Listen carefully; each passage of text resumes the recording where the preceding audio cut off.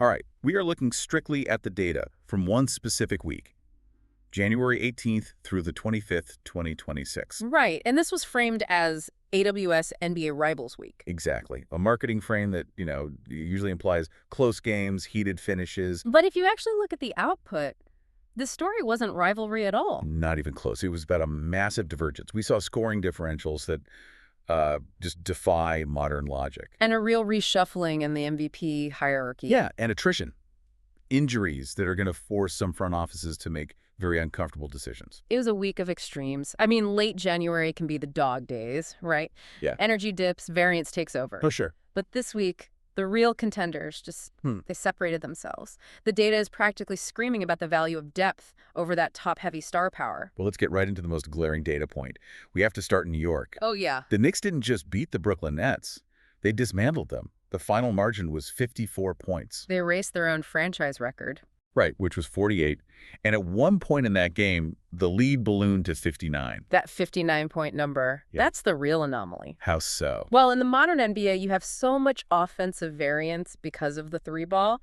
Usually a team goes up 30, the other guys get hot for 4 minutes, hit a few threes. And suddenly it's a 15-point game, the rubber band effect. Exactly. For the Knicks to push a lead to nearly 60, it means there was no rubber band. They suffocated the Nets defensively for a full 48 minutes. That's the critical distinction here.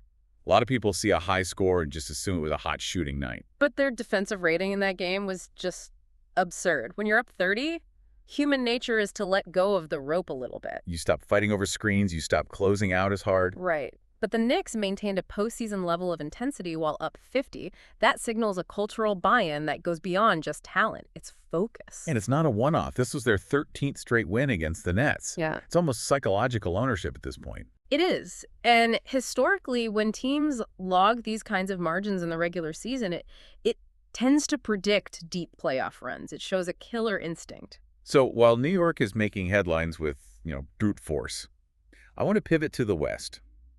The LA Clippers, they're on a 13-3 run over their last 16 games. And no one is really talking about them? They're flying completely under the radar. It's the silent ascent. The Clippers have mastered being, boringly effective, and the catalyst is Kawhi Leonard. He came back from a 3-game absence and immediately dropped 24. Right, but zoom out. The bigger trend is he's averaging 28.2 points per game. That number feels significant. Yeah. We're all conditioned to load management Kawhi, but this suggests a physical stability we haven't seen from him in years. It's the highest sustained usage we've seen from him since, the Toronto championship run? It has to be. And functionally, it stabilizes everything for them in a volatile West. The Clippers are banking wins because Kawhi allows them to control the pace of the game. It's almost contrarian, isn't it?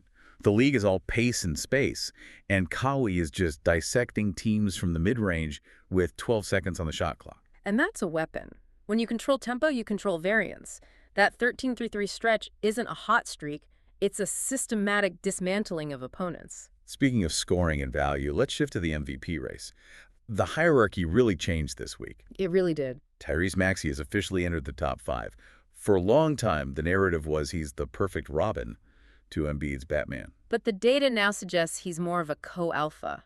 And that's the right term for it. The voters, the analytics, they're starting to reward winning impact over just raw numbers. Look at that overtime win against Houston this week. Exactly. Embiid gets the triple-double, which, fills the box score. But if you watch the clutch possessions, the last few minutes, overtime, Maxey was the engine. He initiated everything. He's being rewarded because his production translates directly to wins in high-leverage moments. I want to contrast that with Shai Gilgeous-Alexander. I mean, statistically, SGA was a monster this week. Oh, absolutely. 47 points against the Pacers. Another 40-piece later on. But the Thunder lost to Indiana.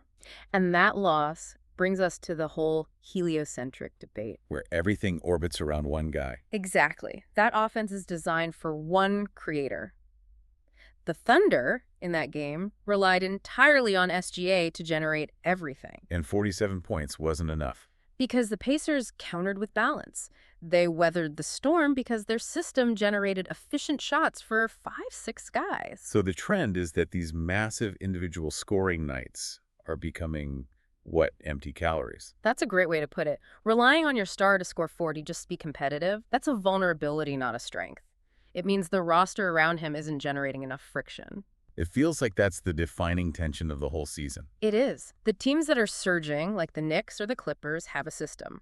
The teams that look fragile need superhuman efforts just to stay in the game. Well, if we're talking about systems, we have to talk about the Denver Nuggets. To me, they had the most impressive win of the week. They go into Milwaukee and beat the Bucks, 102-100, with a roster that was basically a skeleton crew.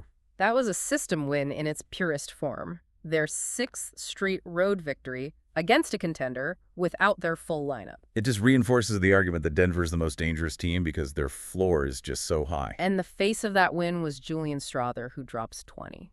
And that's not just a role player getting hot. It's a product of the environment. It is organizational design. The Nuggets' offense is all about precise cutting and movement. Strawther steps up because he's filling a vacuum the system creates. He knows exactly where to be. It's the complete antithesis of that heliocentric issue. They can just plug in a piece and the geometry of the offense stays the same. Exactly. And that resilience is what separates champions from just playoff hopefuls. Now, on the other side of that coin, look at the Golden State Warriors. They're entering a really tough adjustment period without Jimmy Butler. Yeah, that's a huge loss. You're talking about replacing 20 points, almost 6 boards, 5 assists a night. And you can't replace that with one player. The math just doesn't work. The trend to watch here is redistribution. They have to take the shots Butler usually attempts and spread them across 3 or 4 other guys. It's a huge stress test for their depth. And without that secondary creation, the offense can get predictable really fast. Yeah, it really can. This feels like it's a midterm exam for their entire roster. And speaking of new faces in bigger roles, the Rookie of the Year race, we saw a big flip at the top. A very significant one. Cooper Flagg's been the headline guy all season, but Conquepel of the Hornets just passed him for the #1 spot. And this signals a change in what the league values from rookies.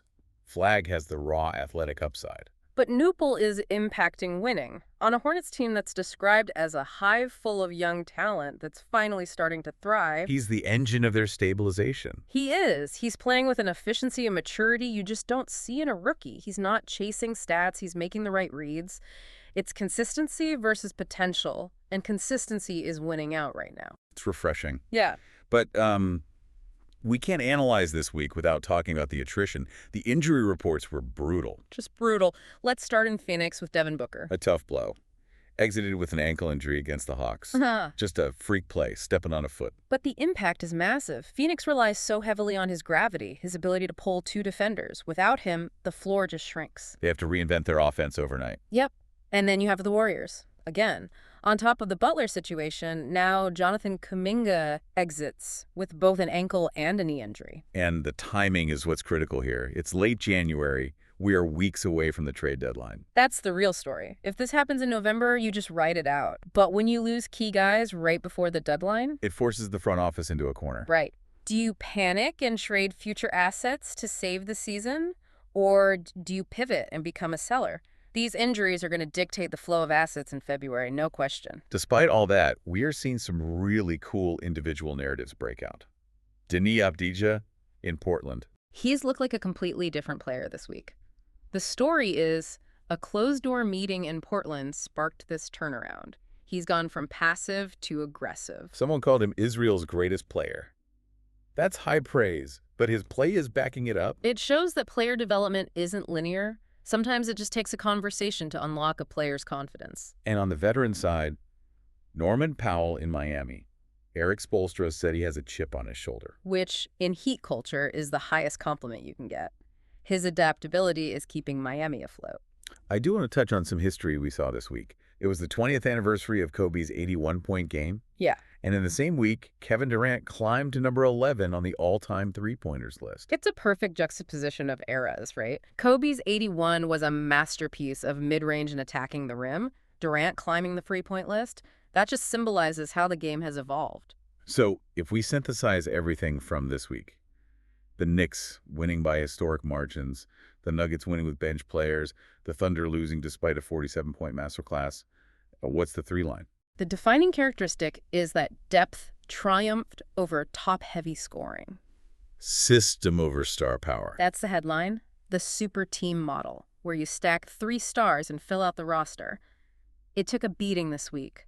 The teams that won had contributions from players 1 through 10. And we are going to get a massive test of these trends immediately. this upcoming Saturday ABC tripleheader. The Knicks-Sixers game is the ultimate litmus test. You've got the Knicks system defense against the Sixers, who have Maxey playing at an MVP level. Elite individual creation versus system defense. I can't wait.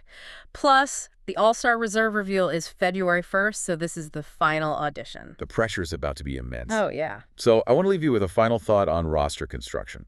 We saw the Nuggets win depleted. We saw the Knicks win by 54 with a full team effort. Is the era of the Big Three officially dead in favor of the Deep Ten? It's a great question. It feels like the teams building those three-headed monsters are struggling, while the teams with 10-man rotations are thriving. It's a philosophy that seems to be flipping right before our eyes. And it's the question that will define the trade deadline and ultimately the playoffs. Thanks for listening. We'll be back next week to break down the next wave of data.